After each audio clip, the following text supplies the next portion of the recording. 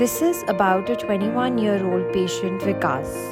He is a third-year engineering student at IIT. Unfortunately, he is a high myope suffering from primary open-angle glaucoma since 2 years.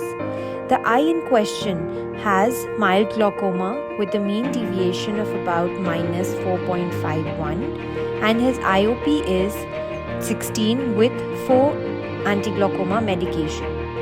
He came seeking for some relief from the complicated medication routine which he could not follow due to his busy schedule and was having severe ocular surface problems. Up till some time back, the only options available to him would have been medications, laser or surgery.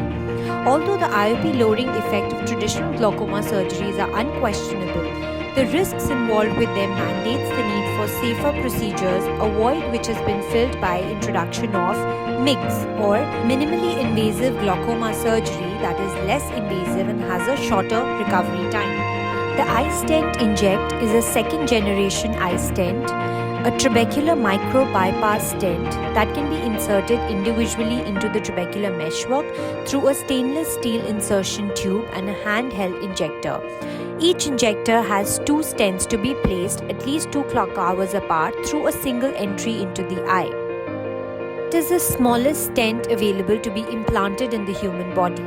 Since it is an ab interno Schlemm's canal surgery, it spares the conjunctiva for any future traditional conventional filtration surgeries. Owing to his young age, safety was of paramount importance and so the patient chose to undergo MIGS with an eye stent inject implantation. 2.2 mm clear corneal temporal incision was made.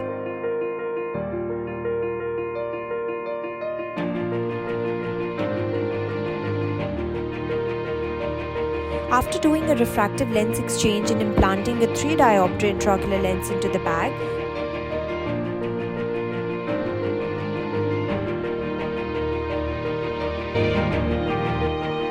the patient was positioned for the MIGS procedure.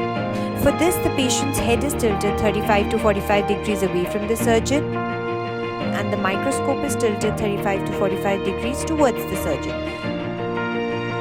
A direct surgical gonio prism is then placed onto the cornea using cohesive viscoelastic and angle structures are to be clearly visualized.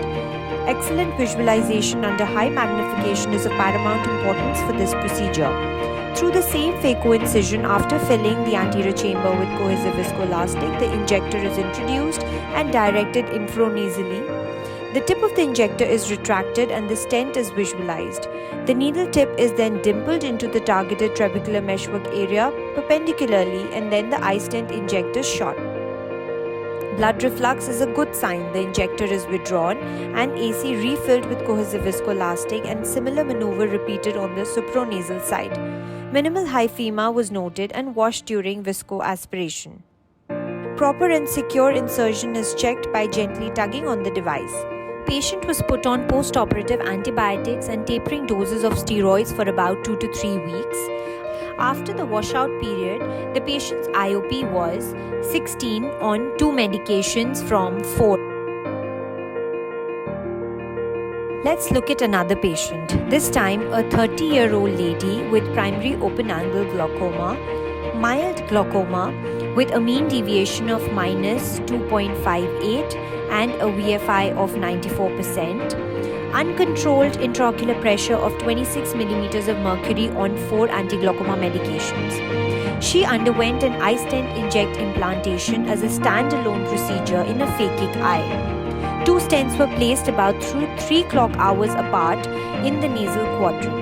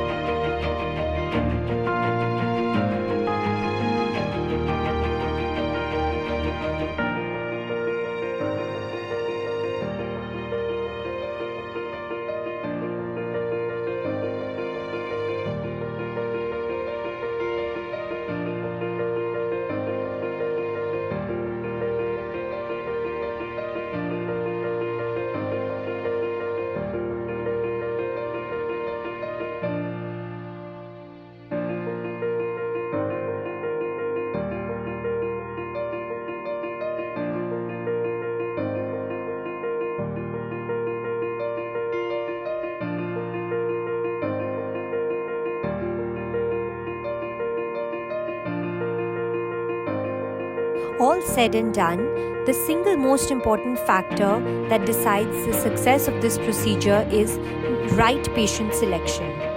The ideal candidate is a patient who has mild to moderate open-angle glaucoma, either primary, pigmentary, pseudoexfoliation or steroid-induced glaucoma, with a medicated intraocular pressure of less than 30 millimeters of mercury. All other forms of secondary glaucomas and angle closure glaucomas are contraindicated. It can be done either as a standalone procedure or in conjunction with cataract surgery.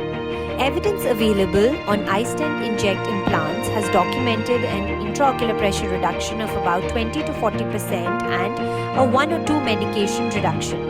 However, results vary and treatment failures have also been reported. Careful patient selection is key. No major side effects were noted in any of the surgeries in my experience.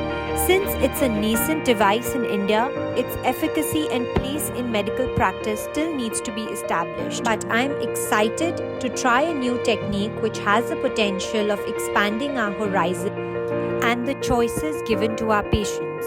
Thank you.